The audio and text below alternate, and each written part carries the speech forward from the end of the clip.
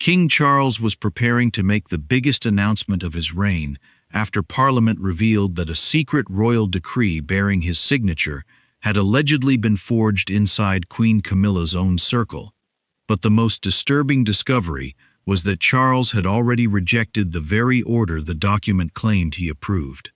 Inside Parliament, officials placed the disputed decree beside Charles's original refusal, while Camilla, the queen consort whose private office had benefited from the order, watched the crisis close in around her.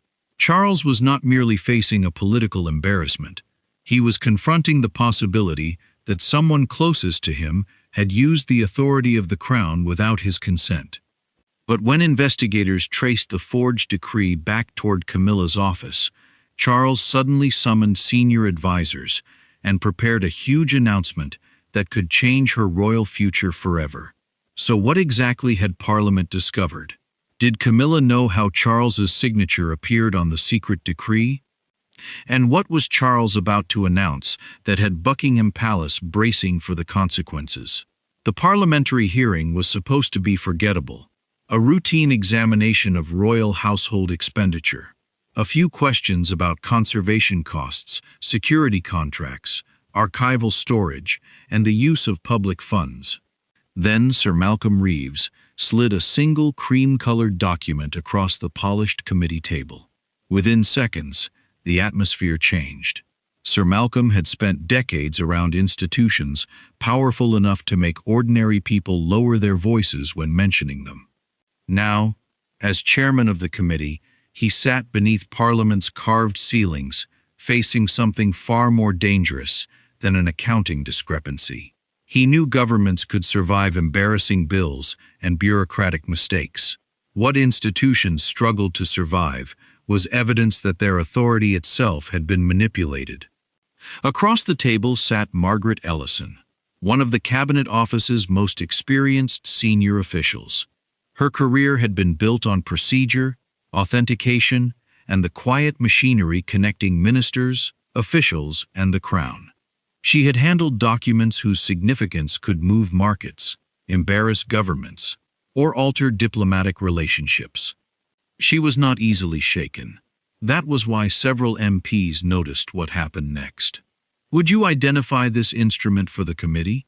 Across from him, senior Cabinet Office official Margaret Ellison adjusted her glasses. Her expression remained composed until she reached the bottom of the page. Then she stopped breathing for a moment. The document carried the royal cipher.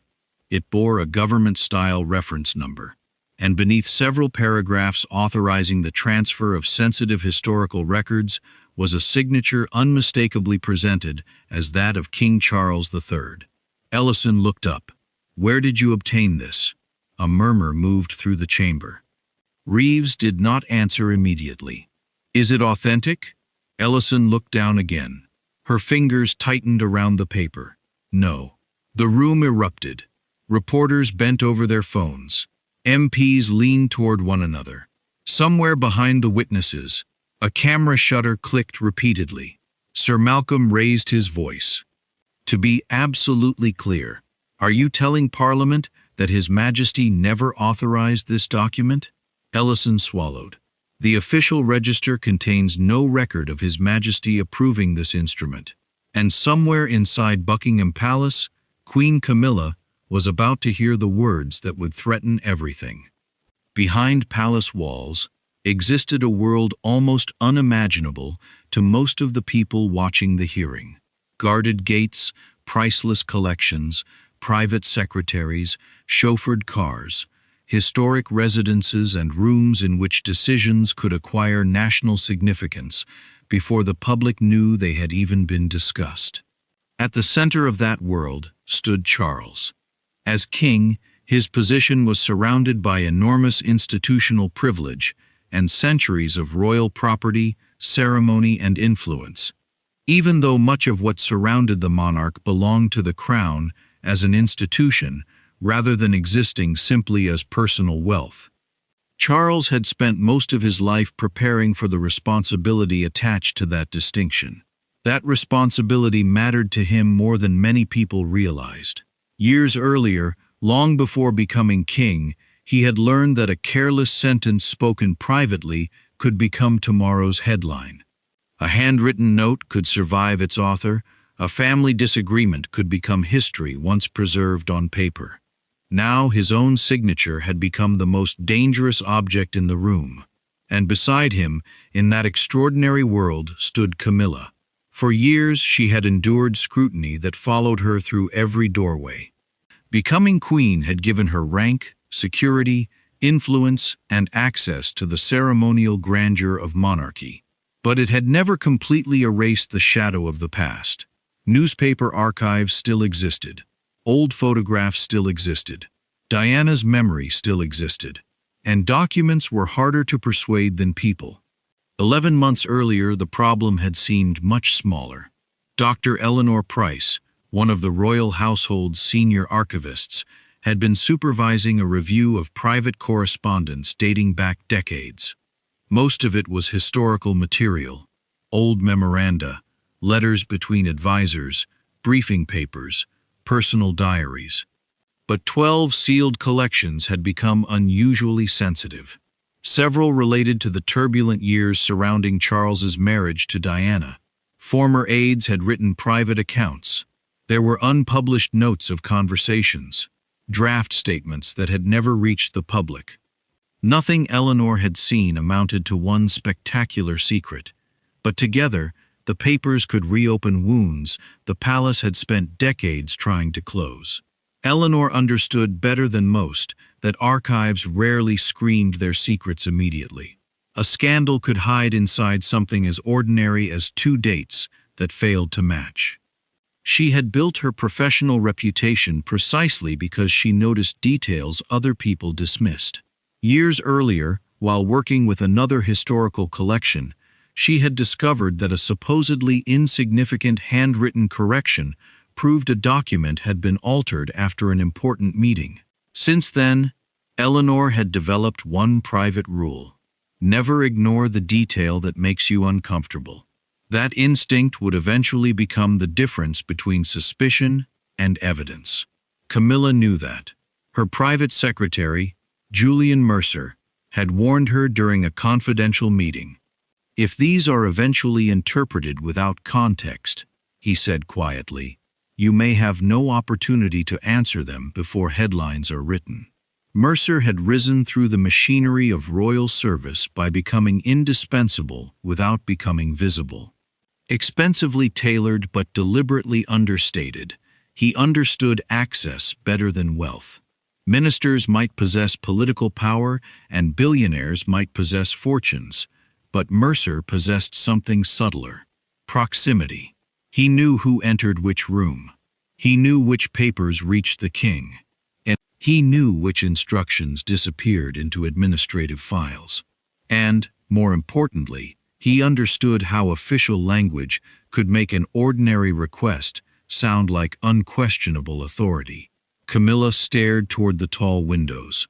"I have spent half my life being interpreted by other people." Mercer said nothing. "Can they be held?" "Only with proper authority." That evening, Camilla raised the matter with Charles. She asked for temporary control of the sensitive archive so that her office could review the files before wider assessment. Charles's reaction was immediate. "No." Camilla stiffened.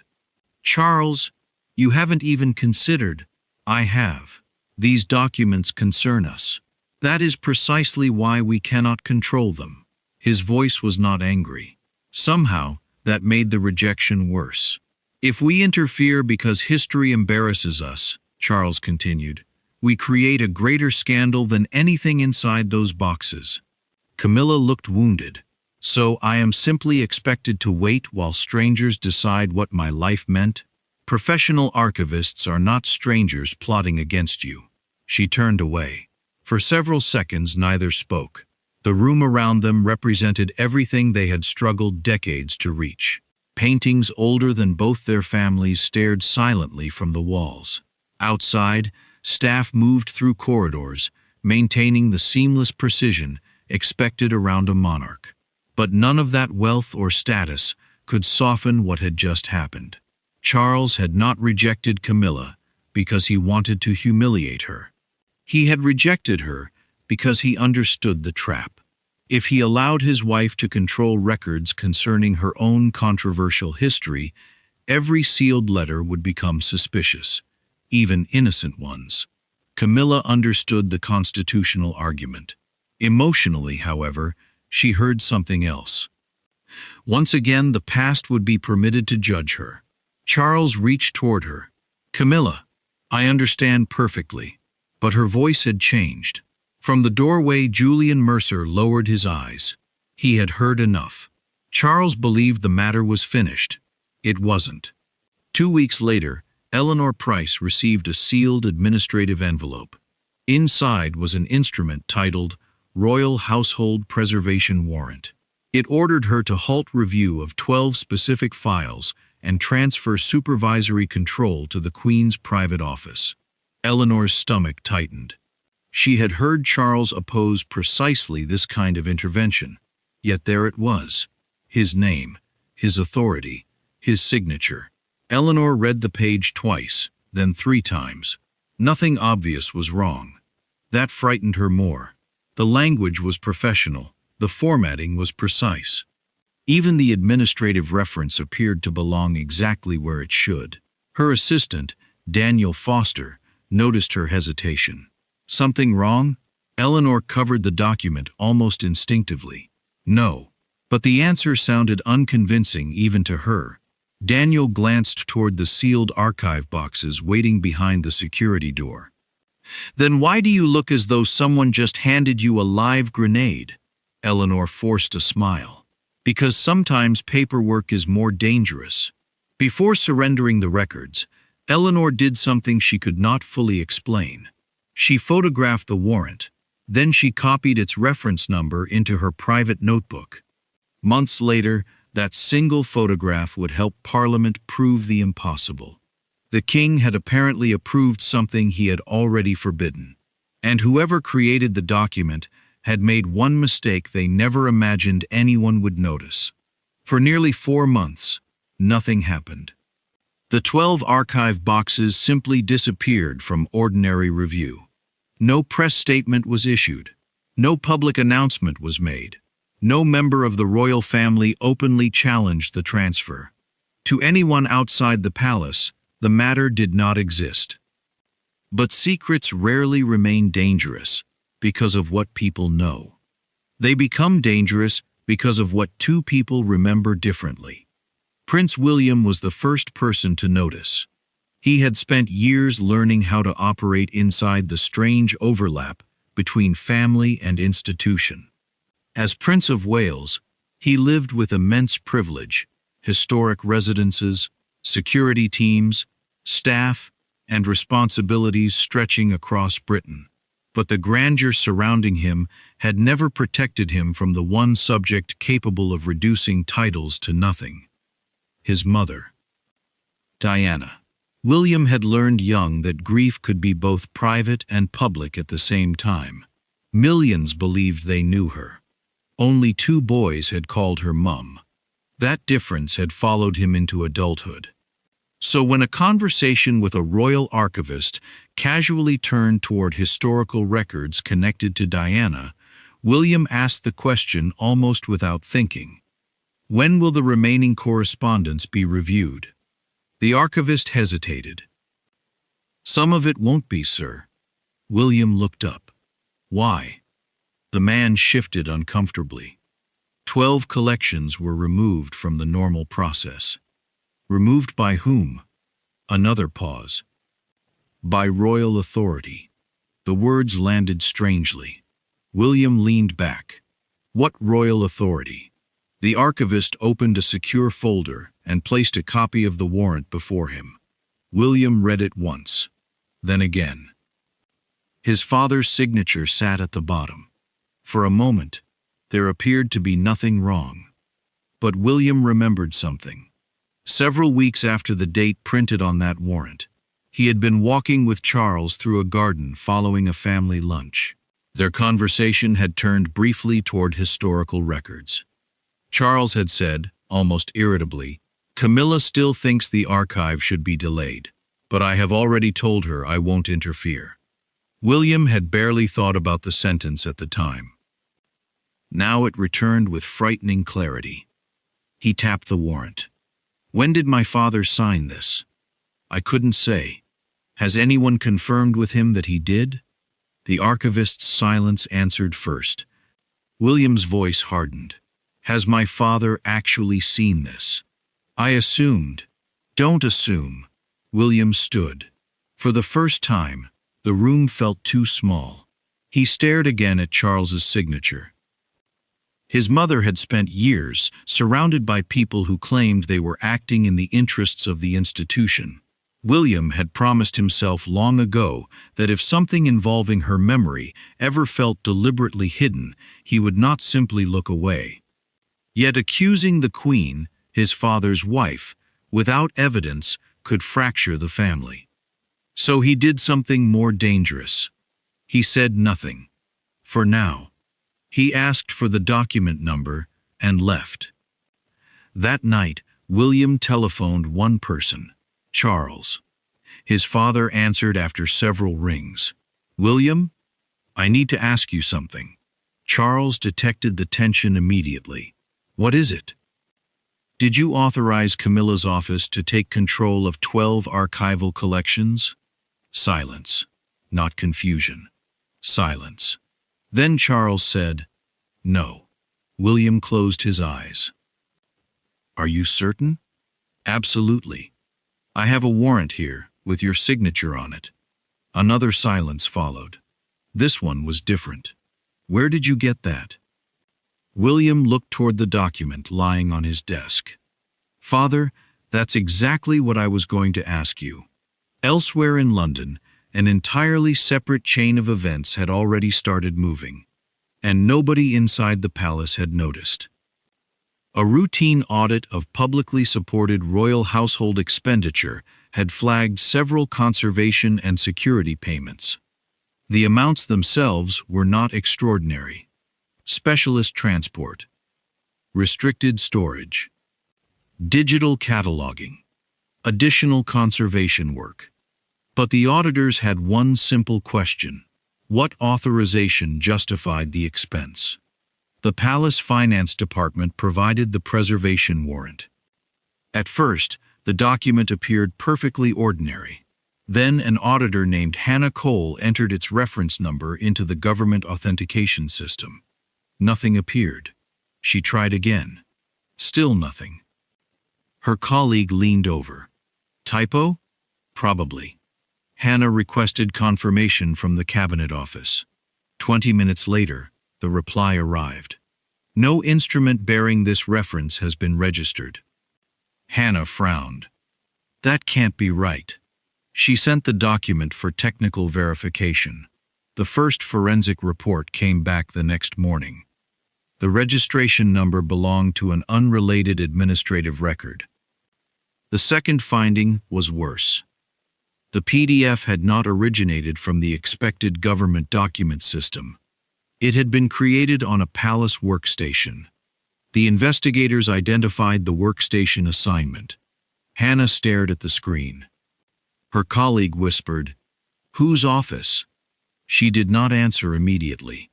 Then she turned the monitor toward him. "Office of Her Majesty Queen Camilla." But that still did not prove who had created it. Then the signature analysis began. Technicians placed the disputed signature beside authenticated examples of Charles's handwriting. At first glance, it looked perfect. Too perfect. One analyst magnified the images. A tiny ink irregularity appeared beneath the letter C. Then the same irregularity appeared on another document Charles had genuinely signed years earlier. Exactly the same shape. Exactly the same position. Exactly the same microscopic flaw. The analyst stopped. "That isn't handwriting." Hannah stared at him. "What is it?" He enlarged both signatures until they filled the screen. "It's a copy." And while William was preparing to confront the palace over a warrant his father swore he never signed, Government investigators had just discovered that the king's signature had apparently been lifted from an older document. The most frightening question was no longer whether the warrant was genuine. It was who inside Camilla's office had needed Charles to appear to say yes after he had already said no. By 9 o'clock the next morning, Buckingham Palace knew the problem could no longer be contained inside Buckingham Palace. A sealed Cabinet Office memorandum had reached the King's private secretary before breakfast. Charles read it alone. The report was only 6 pages long. By the 3rd page, his face had gone pale. The disputed warrant had been created on a workstation assigned to Camilla's private office. Its registration number was false, and the signature presented as his had apparently been copied from an older authenticated document. Charles lowered the report onto his desk. For several seconds, he stared through the windows without seeing the gardens beyond them. A lifetime had taught him how quickly monarchy could become theater for the world. Every gesture would be photographed, every silence interpreted, every family fracture turned into public judgment. But this was different. Someone had not merely embarrassed him. Someone had apparently borrowed the authority of the king himself. The door opened quietly. Camilla entered. She had already been told enough to understand why she had been summoned. Charles did not invite her to sit. "Did you know?" Her expression tightened. "Know what?" "That a document I refused to authorize was later circulated carrying my signature." Camilla stared at him. "No." Charles watched her carefully. "Your office created it." "My office contains dozens of staff, Charles." "And Julian Mercer?" "I asked him to protect the records." "That wasn't my question." Camilla's jaw stiffened. The same silence that had unsettled Charles months earlier returned between them. "I never forged your signature," she said finally. Charles answered quietly. "I didn't ask whether you physically forged it." The words struck harder than shouting would have. Camilla turned away. For a moment, the Queen was gone, and Charles saw only the woman who had spent decades believing that history would forever place her on trial. "You know what those papers can do," she said. "You know how people will use them. They are papers. They are ammunition. They are history. They are my life." Charles stepped closer. "And my name was put on an order I rejected." Camilla looked back at him. There was anger in her eyes now, but beneath it was something more vulnerable. "Fear. I told Julian to find another lawful way." "Lawful?" "Yes." Charles searched her face. "Then you should hope Parliament believes you." Camilla's expression changed. "Parliament?" Before Charles could answer, his private secretary knocked and entered. "Your Majesty, the committee has decided to publish the authentication findings this afternoon." The color left Camilla's face. Charles closed his eyes briefly. The crisis had just crossed the palace gates. At Westminster, Sir Malcolm Reeves knew the next piece of evidence would transform public suspicion into something far more serious. The hearing resumed shortly after 2.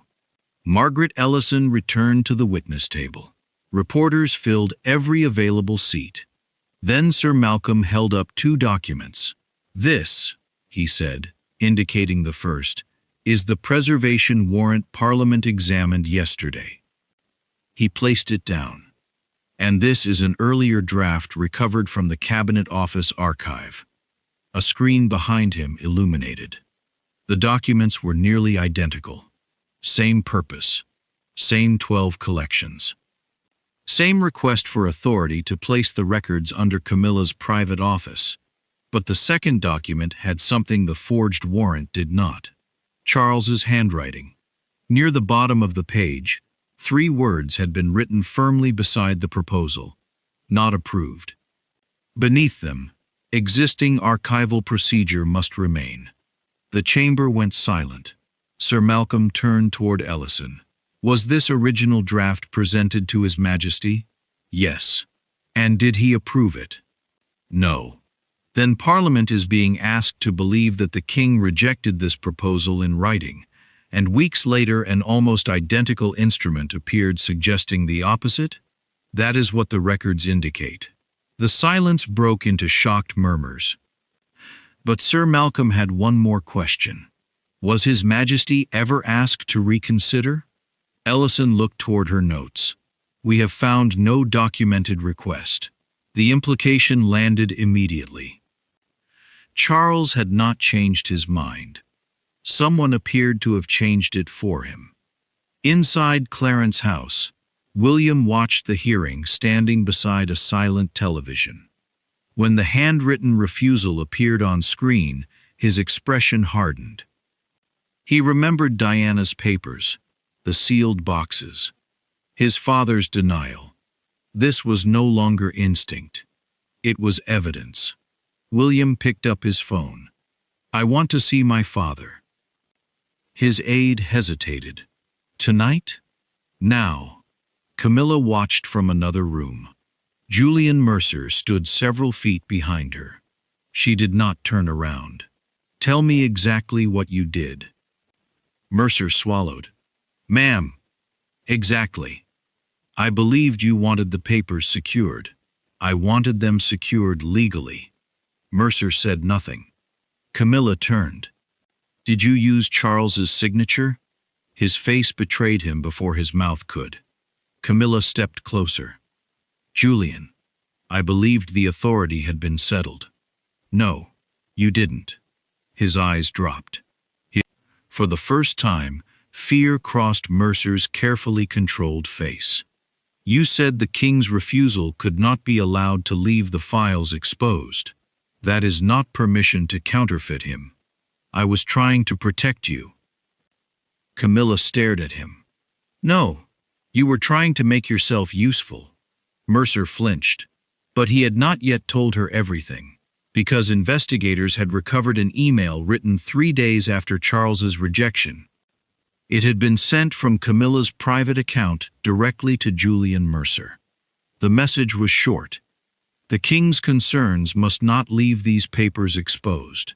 Find another way to secure them before the review begins. It did not prove Camilla ordered a forgery, but it destroyed the idea that she had abandoned the effort after Charles said no. And then investigators found something even more dangerous. A deleted audio backup. The recording was damaged. Most of it could not yet be recovered. But technicians could hear Julian Mercer's voice clearly asking, without the king signing it, we cannot present it as his instruction. Then came a woman's voice. Only 6 words survived without distortion. You already have the previous warrant. The technician froze the playback. Hannah Cole stared at the waveform. Can you identify her? The analyst did not answer immediately. He replayed the sentence. Once, twice, then a third time. Finally, he looked at Hannah. We need a formal voice comparison. Hannah understood why.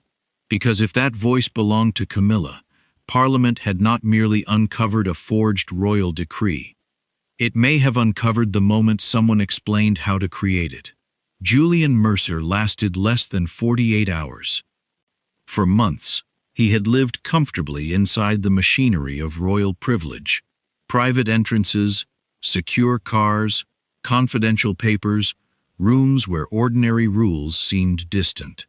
He had built his career on discretion. Now discretion offered him no protection. Investigators placed 3 pieces of evidence before him: the copied signature, Camilla's email, and the recovered recording. Mercer stared at the table. You are suggesting I acted alone? Nobody answered. That frightened him more than an accusation. Then investigators produced the rejected draft Charles had personally marked not approved. Mercer's shoulders dropped. I was told the records had to be secured. By whom? He hesitated. You already know. We want you to say it. Mercer looked toward his solicitor. Then he whispered, "The Queen." But even that was not enough. "Did Queen Camilla specifically order you to forge the king's signature?" Mercer rubbed both hands across his face. "She never used the word forge." The investigator leaned forward. "Then what did she say?" Mercer closed his eyes. "She told me we already had a previous warrant. She said to use what was necessary because His Majesty did not need another argument over the matter." The room went still. "And you understood that to mean?" "That I should recreate the authorization. Using the king's signature?" Mercer nodded. Then he reached slowly into the evidence folder his solicitor had brought. "There is something else." He produced an old handwritten note. 4 words had been written across it. "Use previous signature version." Beside the instruction were 2 initials. CR. Investigators immediately sent the note for examination. The paper matched stationery used inside Camilla's private office. The ink was consistent with the period. More importantly, unrelated appointment notes on the reverse could be independently dated to the same afternoon. The walls around Camilla were closing. But Charles still refused to condemn her before the evidence was complete. That changed when William arrived. The Prince of Wales entered his father's private room without ceremony. Charles stood beside the fireplace, holding the parliamentary report. For several seconds, father and son simply looked at each other. William spoke first. "You cannot make this disappear." Charles's eyes hardened. "I have never said I would. You haven't said what you will do either." "Because she is my wife, and you are the king." Charles turned sharply. "Do you imagine I need reminding?" William immediately regretted the cruelty in his tone. For a moment, neither man spoke. Then William's voice softened. "These papers involve Mum." Charles looked away. "And they involve you," William continued. "Someone took your decision, erased it, and created another version of you that agreed with them." That sentence hit Charles harder than William expected, because it was true. The scandal was no longer merely about Camilla. It was about whether the king's authority meant anything, if those closest to him could manufacture it. William stepped closer. "If we hide this because it hurts us, then every person who ever believed the palace protects itself first will believe they were right." Charles said nothing. William left. And for the first time that day, the king looked less like a monarch than an exhausted husband, realizing that whatever choice he made, something precious would be lost. The following morning, Parliament published its timeline. At 10:20 a.m., Charles had rejected Camilla's request. 3 days later, Camilla met privately with Mercer. 2 days after that meeting, the rejected draft was accessed electronically. The following morning, an older royal document containing Charles's authentic signature was opened on the same workstation. Hours later, the new warrant was created. Within 24 hours, archivists were ordered to surrender the files. There was almost no room left for coincidence. Outside Buckingham Palace, cameras multiplied. Headlines spread across the world. Inside, Camilla sat alone when Charles entered. She looked at him, and immediately knew something had changed. "You believe them?" Charles remained standing. "I believe my own handwriting." Her eyes filled. "I was frightened. I know. You know what those years did to me. I know. I couldn't watch them drag everything back again." Charles's expression softened for only a second. Then he placed the forged warrant on the table between them. "But you allowed them to use my name." Camilla shook her head. "I never wanted this." "That is not the same as saying you stopped it." Silence. The privileges surrounding them suddenly seemed meaningless. No titles, no staff, no palaces. Just two people sitting on opposite sides of a betrayal neither could undo. Then Charles noticed something. The forged signature had been copied from a warrant he remembered signing years earlier. He had personally given a reference copy of that document to Camilla's office. The discovery wounded him in a way the parliamentary accusations had not. The signature had not been stolen from some distant archive. It had come from inside their shared world. Charles stared at the page. They didn't simply ignore my decision. Camilla looked at him. His voice trembled slightly. They created another version of me who agreed with them. He walked out. That evening, Buckingham Palace announced that the king would address the nation. Millions watched. Charles appeared alone. No Camilla. No family beside him. His face was controlled, but his exhaustion was visible. "My duty as sovereign," he began, "cannot depend upon whether the truth is convenient to my family." Across Britain, people leaned closer to their screens. Following evidence presented to Parliament concerning an unauthorized royal instrument bearing my signature, I have ordered an immediate independent review of every warrant and administrative authorization processed through the Queen's private office during the relevant period. Then came the announcement that stunned the palace. Her Majesty Queen Camilla will step back from official public duties while these matters are investigated. All administrative authority delegated to her private office is suspended with immediate effect. Inside another palace room, Camilla closed her eyes. Charles continued. The royal household will cooperate fully with Parliament and with any lawful investigation that follows. Then he paused. His next words were quieter, but they would become the sentence repeated everywhere the following morning. The Crown cannot demand public trust while asking for private exceptions. The announcement was over. But the scandal wasn't. Because when investigators finally reopened the 12 boxes hidden under the forged decree, they found another inconsistency. 11 contained the expected Diana-era correspondence. The 12th did not. Its catalog number had been manually added shortly before the transfer. Its description had also been changed. Inside were letters, private notes, and records involving Camilla herself from years before she became queen. Even Mercer claimed he had never understood why that box was included. Then Eleanor Price remembered something. Her notebook. She opened the page where she had copied the original transfer numbers months earlier. Box 12 had not been on the first list. Someone had added it later. Investigators recovered the handwritten amendment. At the bottom were two initials. CR. And suddenly the greatest question was no longer why Camilla had feared the Diana files. It was what she had feared inside Box 12. Because perhaps the secret royal decree had never been created merely to bury the past surrounding Diana. Perhaps Diana had been the perfect cover for something Camilla desperately needed hidden about herself.